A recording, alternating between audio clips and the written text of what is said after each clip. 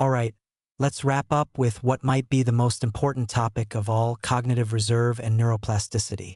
This is your brain's ability to maintain function despite age-related changes and even pathology. And I need to be direct here. The idea that cognitive decline is inevitable with aging is fundamentally wrong.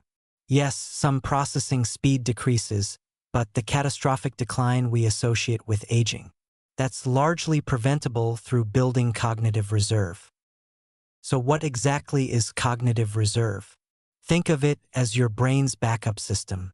It's the accumulated resilience from a lifetime of learning, challenge, and mental stimulation.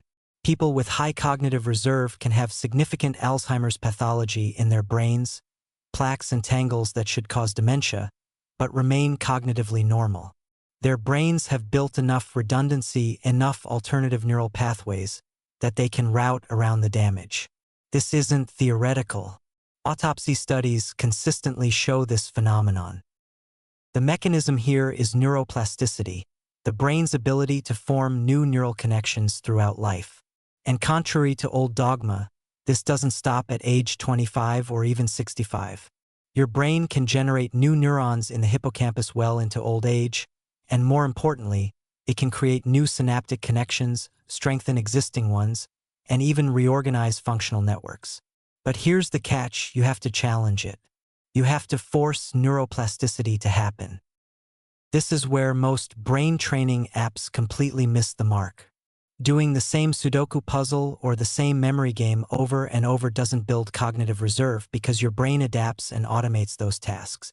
You need genuine novelty and difficulty. Learning a new language after age 50? That's powerful because it requires sustained attention, memory formation, pattern recognition, and cognitive flexibility. Musical training, actually learning to play an instrument, not just listening to music, engages multiple brain regions simultaneously and has been shown to improve cognitive function even when started late in life. Motor skill learning is equally important and often overlooked. Learning to juggle, dance, or play a sport you've never tried forces your brain to create new motor programs and integrate sensory feedback. The combination of physical and cognitive challenge is particularly potent. This is why activities like Tai Chi or partner dancing show such strong protective effects against cognitive decline. Social engagement matters enormously here too, and this is where isolation becomes so dangerous for older adults. Meaningful social interaction, not passive socializing, but genuine conversation, collaboration, problem-solving with others, activates frontal lobe networks and maintains executive function. Loneliness is literally neurotoxic.